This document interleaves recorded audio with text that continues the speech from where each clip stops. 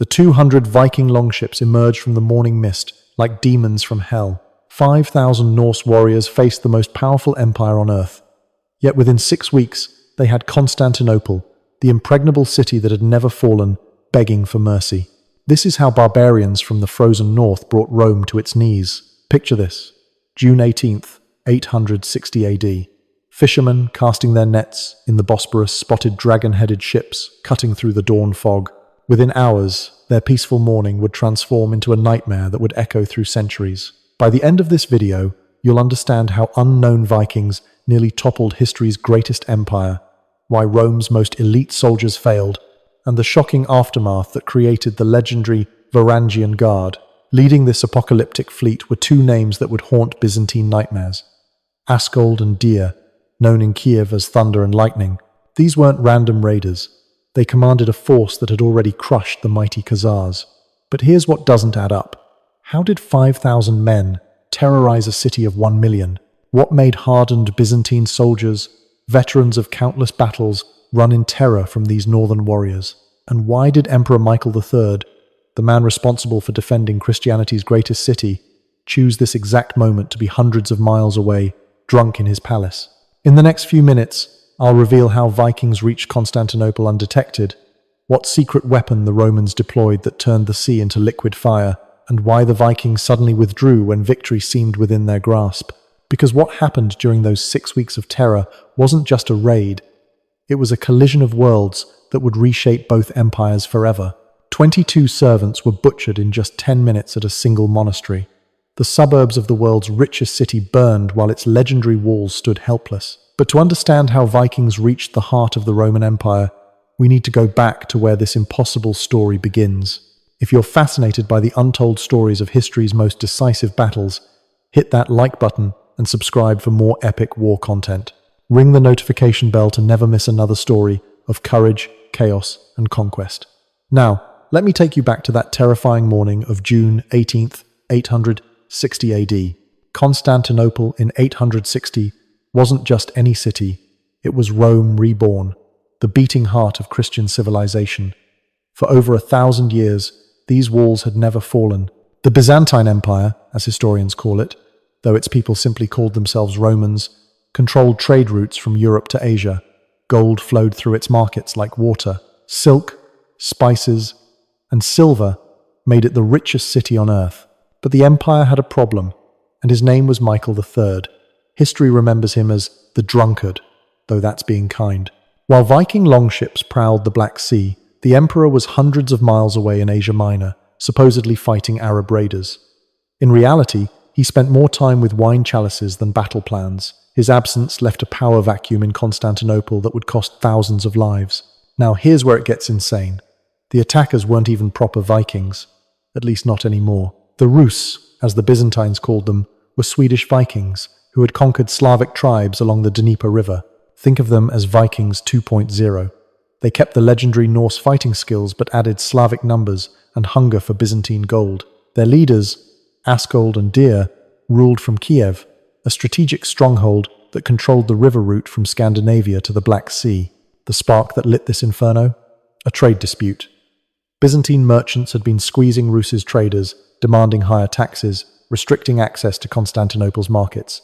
For warriors who measured worth in silver and silk, this was an insult that demanded blood.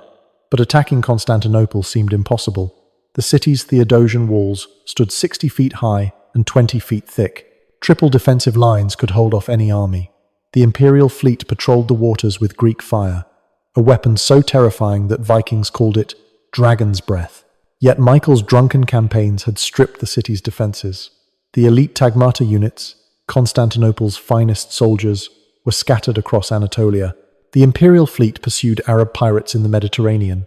Even worse, the massive chain boom that normally blocked the Golden Horn harbor lay unmanned, its operators reassigned to other duties. The prefect, Nicetas Oriphas, an experienced commander, suddenly found himself the last line of defense with barely 5,000 men, mostly ceremonial guards and militia. Intelligence networks that should have warned of approaching threats had grown lazy during years of peace. Nobody watched the Black Sea's northern approaches because nobody believed barbarians could organize a fleet capable of reaching Constantinople. This arrogance would cost them dearly, As spring turned to summer in 860, Askold and Deer assembled the largest Russ's fleet ever seen.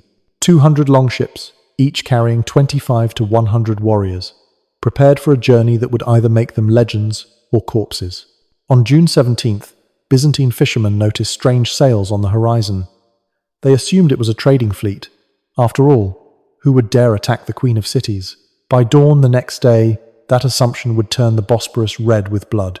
The Rus's fleet that descended upon Constantinople was a masterpiece of Viking naval engineering merged with Slavic ambition. 200 drukars, dragon ships, carved through the Black Sea in perfect formation. Each vessel was a weapon in itself.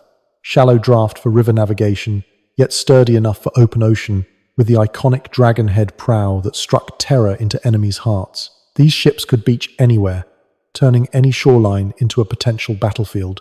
Leading them was Askold, already legendary as the slayer of Khazars after crushing that steppe empire's river fortress. Warriors spoke of him cleaving through 3 men with a single axe swing. Beside him ruled Deer, known as the Silent Blade for his habit of killing without warning. Where Askold was rage and thunder, Deer was calculated death. Together, they commanded between 5,000 and 20,000 warriors. Chronicles differ, but even the lowest estimate meant catastrophe for Constantinople. But here's the detail historians don't want you to know. These weren't just raiders. Each longship carried specialists.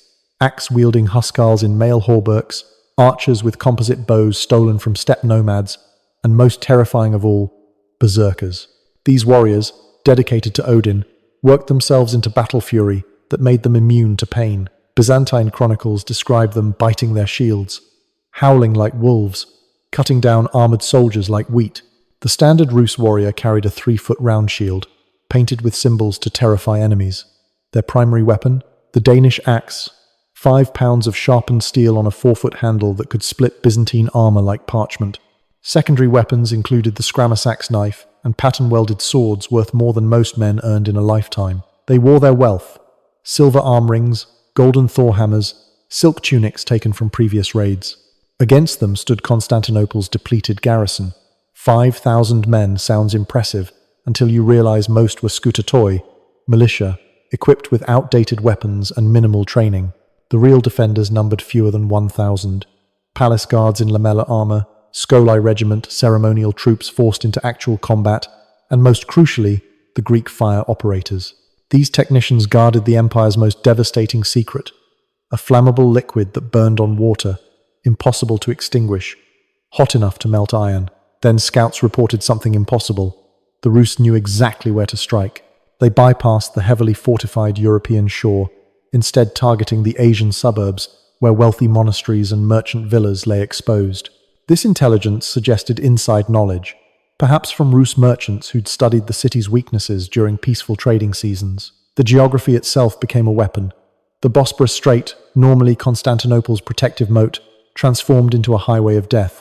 Only 15 miles long and less than a mile wide at its narrowest, it funneled attackers directly to the city's richest, least defended districts. The current that usually helped Byzantine ships now carried Viking raiders at terrifying speed. What they didn't know would cost thousands their lives. Prefect Nicetas Orifas had fought Rus's raiders before. He understood their tactics. Lightning strikes at dawn, psychological warfare through brutality, then withdrawal before organized resistance. But this wasn't a raid. This was an invasion fleet, prepared for extended siege. The sheer number of ships meant they could establish forward bases on the Prince's Islands, turning the Sea of Marmara into a Viking lake. The fatal oversight came down to bureaucracy. The harbour chain's maintenance crew had been reassigned to save money. The early warning beacon system hadn't been tested in years. Most damaging of all, the dromons, warships carrying Greek fire projectors, were scattered across the Mediterranean instead of guarding home waters. Constantinople's greatest strength, its assumption of invincibility, had become its greatest weakness. As dawn broke on June 18th, a fisherman named Theophilus became the first to spot dragon prows emerging from morning mist. His screams would begin 6 weeks of unprecedented terror. Within 1 hour, the suburbs would burn. Within 6 hours, the killing would begin. As dawn broke on June 18th, hell came to Constantinople. Dawn, June 18th, 860 AD. The first dragon prow cut through morning mist at exactly the moment Byzantine fishermen pulled up their nets. What followed next shocked even hardened warriors. The Rus's fleet moved in perfect synchronization, a wedge of death aimed straight at Constantinople's Asian suburbs. 200 ships materialized from the fog like an apocalyptic vision, their synchronized oar strokes creating a rhythm that witnesses compared to war drums.